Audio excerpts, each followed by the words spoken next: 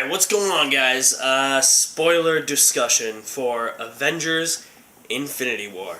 The more I think about this movie, the more I can't get it out of my head. That's why I'm doing this now, where it's still fresh in my mind instead of waiting till the end of the weekend. So I figured I'd get this done now, tell you what I liked more in depth about Avengers Infinity War, rather than wait, because it's something I really do want to talk about with a bunch of people. So, you might have a couple of questions. Such as, who dies? Who lives? What happens at the end? What happens with Thanos? Is this movie really dark? I'm going to try and answer as many questions as you might have, so I'm just going to get the first one out of the way, and that is, you're probably wondering, who dies?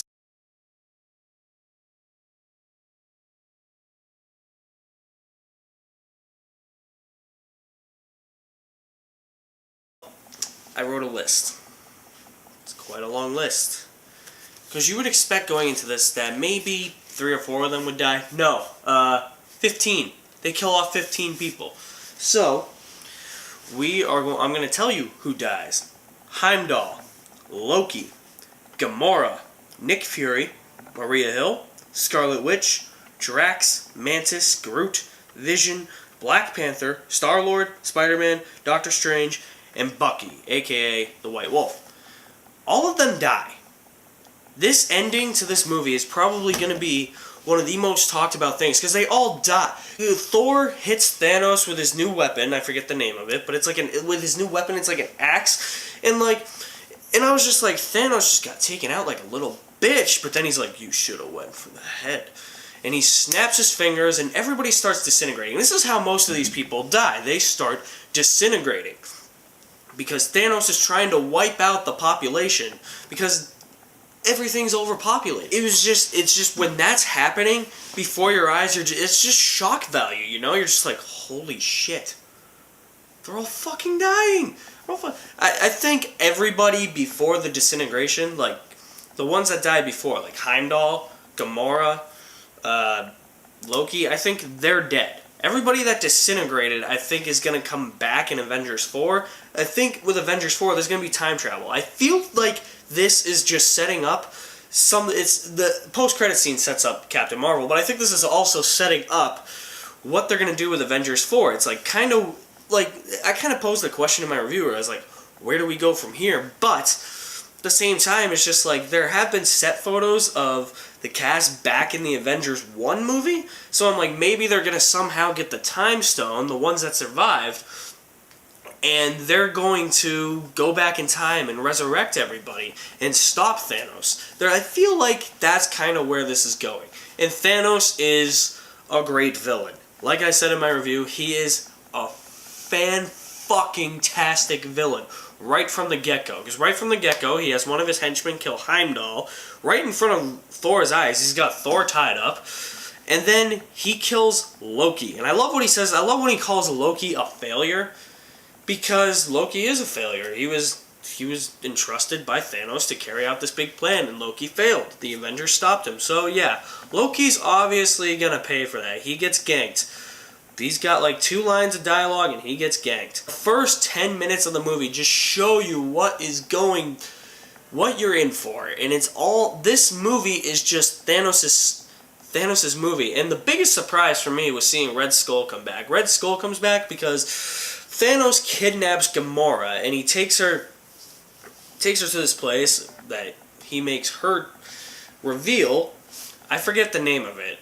I want to say it's like Valadir or something, Vormir, or I don't know, something like that, and where he can try and capture the Soul Stone, and you meet Red Skull there. So it's like, which is kind of cool because Red Skull in Captain America: The First Avenger, it wasn't really clear as to whether or not he survived or not, but he's there. He's guarding the Soul Stone, and in order for Thanos to get the Soul Stone, he has to sacrifice somebody he loves.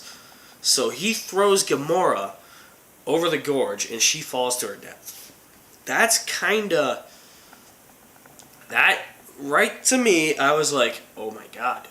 Like, people are literally dying. That was the first one where I was just like, I did not expect that. Just like everybody else, really. I really did not expect Gamora to die. It was total shock value when that happened. When that scene was playing out, though, that's where I knew she was going to die. Like, I just didn't expect her up to that point to die. It was just, but had the way that scene played out, and when Red Skull was like, you have to sacrifice somebody you love, I was like, Gamora's getting ganked. And the thing with Thanos that I really like is that you can obviously tell the movie plays so well that he loved Gamora. And when he throws her over and kills her, a tear sheds down his eye. So it's just like you can tell that Thanos does have feelings. Like, he really loves Gamora as his own. And that flashback scene with a young Gamora and Thanos, where he's on Titan and he takes her, wow, that is a great. You don't get much of Thanos' backstory, but what you get is enough. This dude packs a punch as a villain. He just does everything, and it's great. I love Thanos. But when he kills Gamora, that was a moment of shock. I knew right when Red Skull said that, I was like, Gamora's gonna die, and Gamora did die. And I think that was kind of a wise decision on their part, because now it's like, well, Quill loves this girl. I mean, they just had a makeout session. It's like, damn, like, what are we gonna do now? It's like, that's Quill's girl. That's Star-Lord's girl. The thing I love, too, is that a lot of the Avengers are separated for this movie.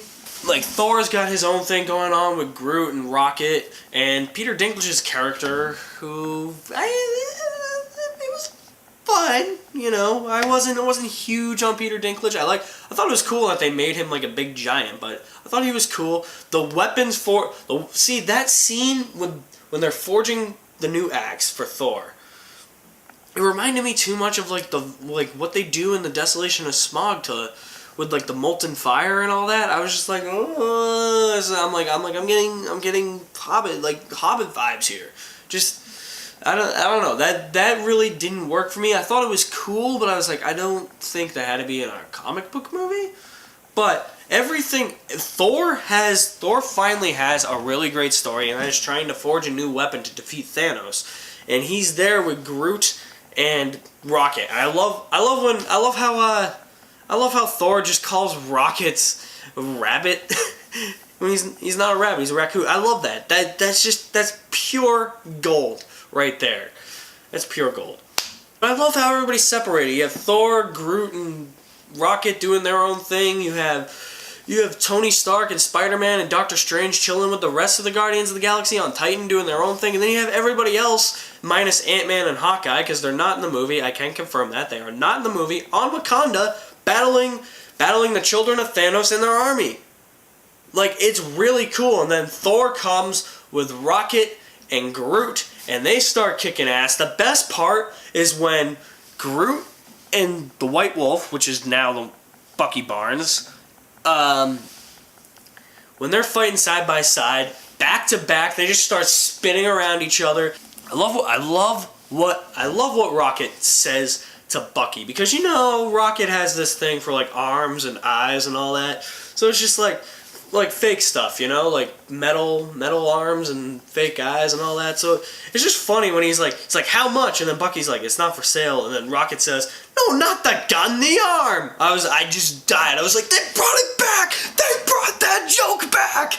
I love it. I love when Rocket says shit like that. The action scenes are really cool. The Hulk, the thing, I said it in my review, the Hulk kind of disappointed me. I'm thinking about it now, maybe not as much now, because it does make sense. Like, the Hulk's not really in the movie. He's in the opening scene. He tries to fight Thanos, and he gets his ass kicked against Thanos. Thanos kicks the shit out of the Incredible Hulk!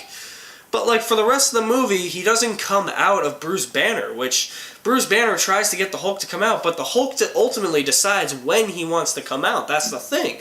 And you see Bruce Banner in the Hulkbuster armor. So, I mean, that kind of made up for it, but in the long run, I did see that as a disappointment. But thinking about it now, probably not so much. They're probably saving more of the Hulk for part 2, which I would be okay with. It's not bothering me so much now. Does the movie feel overstuffed and overlong. I don't think it's overlong. When you have 70 characters, you need it to be like 2.5 hours, which it is. It's like 2.5 or like 236 or 240. I don't know. The runtime's changed so much. I don't know.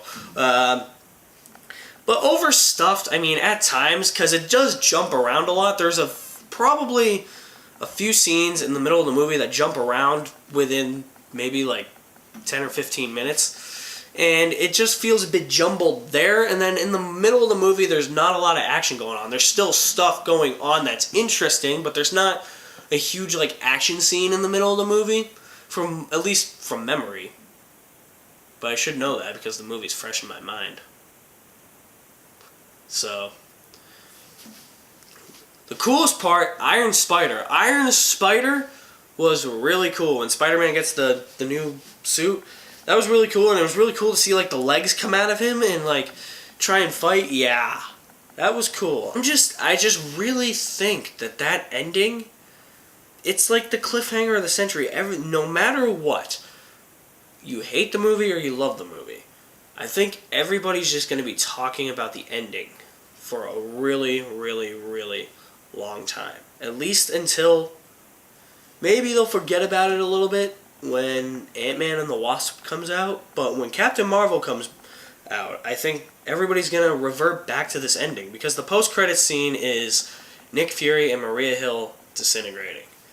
And we also see Nick Fury use a pager for some reason, because nobody has pagers nowadays, to page Captain Marvel, and we see her logo come up on the pager. So we definitely know Captain Marvel's coming. It's, in all honesty, this is the darkest Marvel movie we have. The music is just really sad. When they're all disintegrating on Wakanda,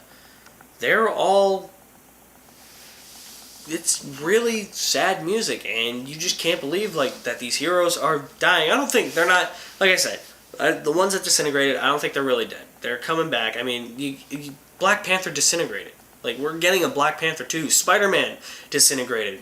We're getting a Spider-Man 2. Or, yeah, whatever this Spider-Man is.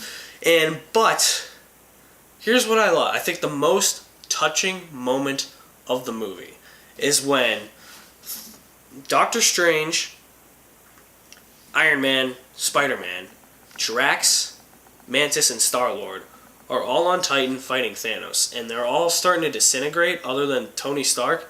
Spider-Man grabs Tony and hugs him, and it's the most emotional part of the movie, for me at least, because it was always like they kind of had like that father and son thing, and Tony's like, no, you're too young, but at this point it's just like everybody's like expendable. Anybody could die, and that pulled at me right there when I just saw Spider-Man hugging Iron Man, and I'm like, oh my god, that shit is happening. It's got the sad music in the background, and this is how we know how the Avengers lose. So, and yeah, the Avengers lose in this movie. It's what I expected. It's what I was hoping would happen. I'm glad it happened, because that's what I expected. I expected the Avengers to lose to Thanos. I knew he would get all 6 Infinity Stones in this movie. They would lose to Thanos, and then in part 2, they'd come back and defeat him. That's why when Thor stabs him with the axe, I'm just really happy that he didn't die there, and he was like, you should have went for the head. And then he snaps his fingers, and everybody starts disintegrating. He gets all the Infinity Stones. One from Doctor Strange, because Doctor Strange gives it to him, because he tells Tony Stark, he's like, I went into the future. He's like, I used the time stone to see into the future. We don't have that great of odds, barely any odds, to beat Thanos. It's like 14 million to 1. And by giving up this stone, that's the one outcome in which we win.